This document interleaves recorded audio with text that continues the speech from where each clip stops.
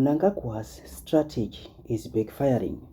For many years, President Emerson Mnangagwa has been praised by some as a master tactician, a man who survived Robert Gabriel Mugabe, outmaneuvered rivals, and consolidated power after 2017. But today, a growing number of observers are asking a dangerous question. What if Emerson Mnangagwa's own strategy is now working against him? Makadi muri Zimbabwe kusangana zvekare pano pachivhitivhiti chenyu state of affairs patinenge tichisangana nemi political thinker state of affairs family. In this analysis we examine how the very tactic that helped President Emerson Mnangagwa's rise to power may now be weakening his position politically, economically, and within the states itself. This is not propaganda. This is not opposition phrase. This is a cold political analysis of power and how it shifts. So muri Zimbabwe tichange tichitaura nyaya hombe panapa totizivisane because kana munhu asina kudzidza kubva pano unenge usati watanga kuita politics, unenge usati watanga kuteerera politics yemuZimbabwe, because tiri kuti tikuonese kuti the very strategy yakashandiswa naEmerson Mnangagwa kubvisa Mugabe ndo the very strategy futi iri kungoshandiswa nevaripo ivava kuti vamubvise futi. Saka hapana chakasiyana. Okay, tiri kuti tipinde munyaya yedu zvizere.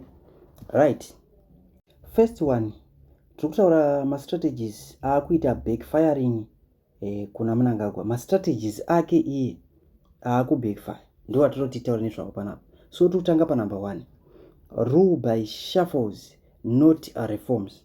Mnangagwa's leadership style has relied heavily on cabinet reshuffles, military redeployment, and bureaucratic changes.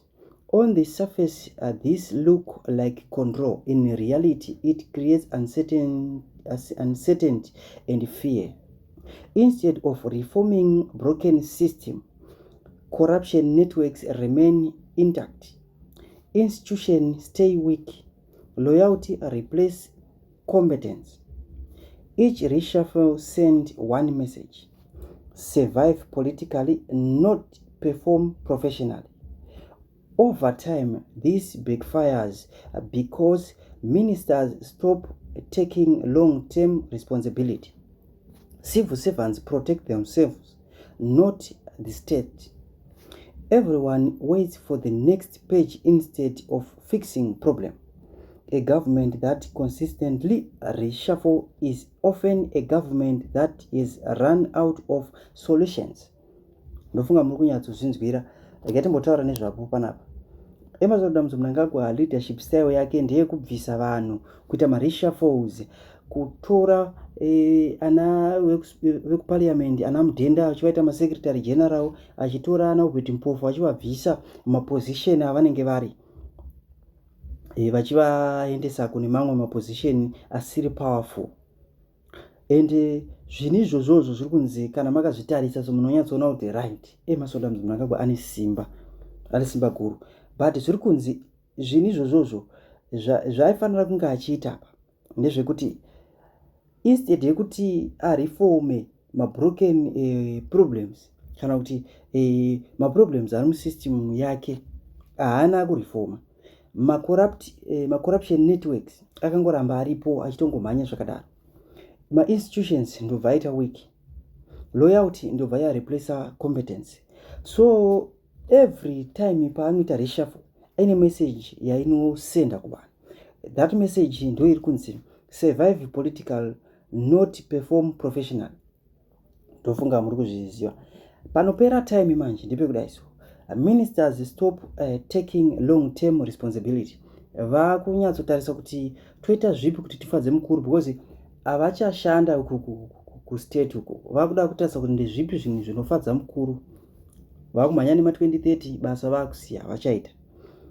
Civil servants vanenge vakutozviprotecta pachavo, ndo pamunoona kuti civil servants vakutozama kusurvive pachavo, avachachengetedza basa rehurumende. vakuita mavenda muroad, vakuita mataxi driver ari pabasa, mapurisa, right. Kunze kwekuti vafikise izvezvi hapana chinenge chichifixwa. Rega tiende panyaya yedu zvizere paconclusion yenhingirini yefirst strategy yekubackfire Emmerson Mnangagwa.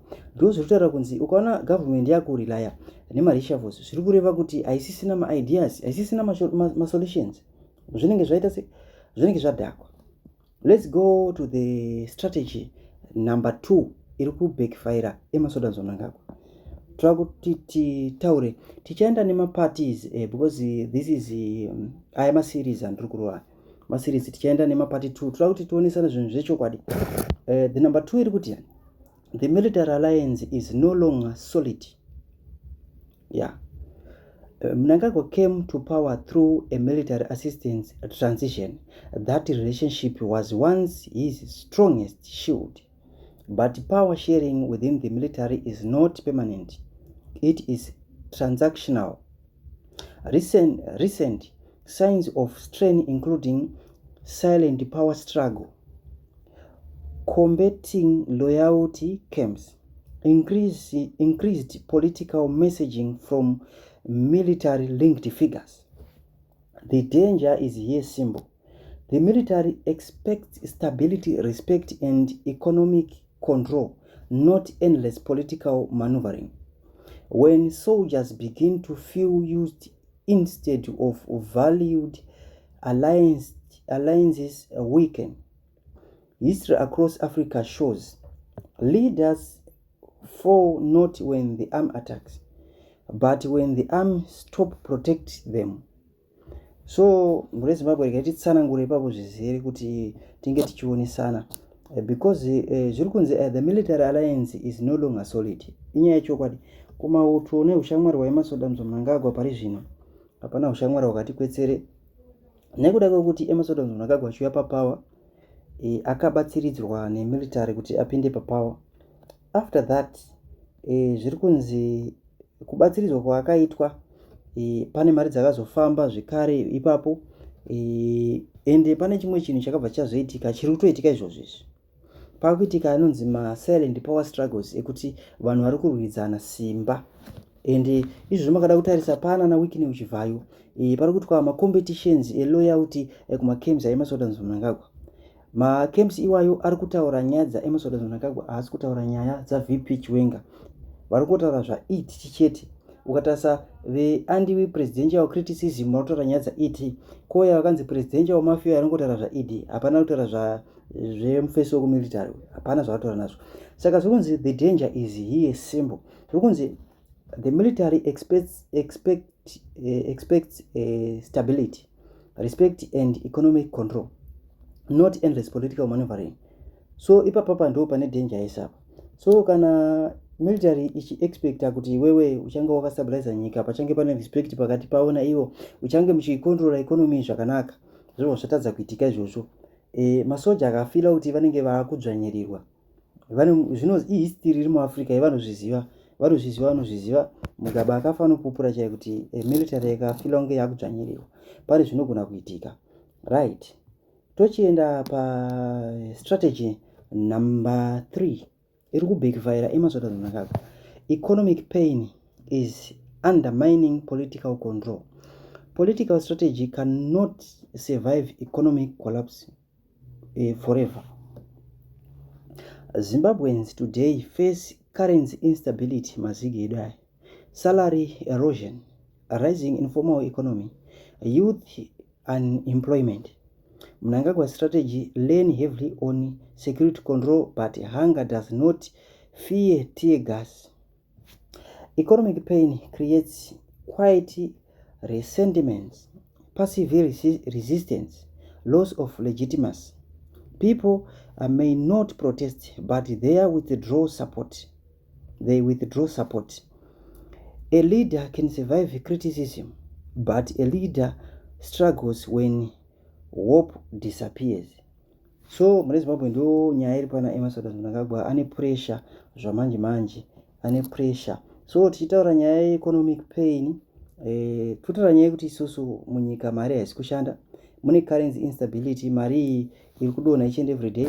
Totaura kuti mapurisa nemasoja nemacivil servants vazhinji vari kuhora peanuts, vari kuhora $250 pakazobviswawo mari dzekuenda kunyaradzo kunana Davos Morgan nekwakadaro daro nezvimwe zvikwereti zvemagto zvavanenge vakatora zvezvi, vari kusara vasina chinhu. Iyo ikonomi yacho takaitarisa iri kutorwadza. Totarisa kuti mayouth mangana kuita zvemutoriro nenyaya dzekushayikwa kwemabasa. Ndofunga taiziva kuti muZimbabwe kare kare zvekuma 95 97 kwanga kune mabasa, vanhu vanga vachienda kuma-industry, varungu by that time vanga varipo, vanga vachioperata kumapurazi, kumamines kwese kwanga kune vanhu vanga varipo. But pari zvino mamines akuoperatwa zvichikorokoza zvisinganzwisike, zviri kutadza kuaccommodata vanhu vanokwana kana kuita 20,000 people vanokwanisa kuenda kubasa munyika yeZimbabwe. Vanhu vari kungoenda kubasa ndo vakagara varipo vacho vakangosara varipo ivapo. Saka ndozvo zvimwe zvinhu. Saka zviri kunzi Mnangagwa strategy leans heavily on security control. Nyaya iripo apa ndeyekuti zviri kunzi mastrategies aED simba rake riri kunyanya kucontrola kusecurity stereki because ari kutya kupandukirwa. But ndozvo zviri kunzi kunhamuka haikwate mategasi ipapo manje. Nhamu haina kana fiye pamategasi inotongoya yakadaro. Saka zviri kunzi a leader can survive criticism but a leader struggles when hope disappear. So muri Zimbabwe takananga pa strategy number 4 iri kubackfire ED. Opposition is weak but the system is fragmenting. Ironically, Emmerson Mnangagwa does not face a strong unified opposition, yet his biggest threat is not the opposition, it is internal decay.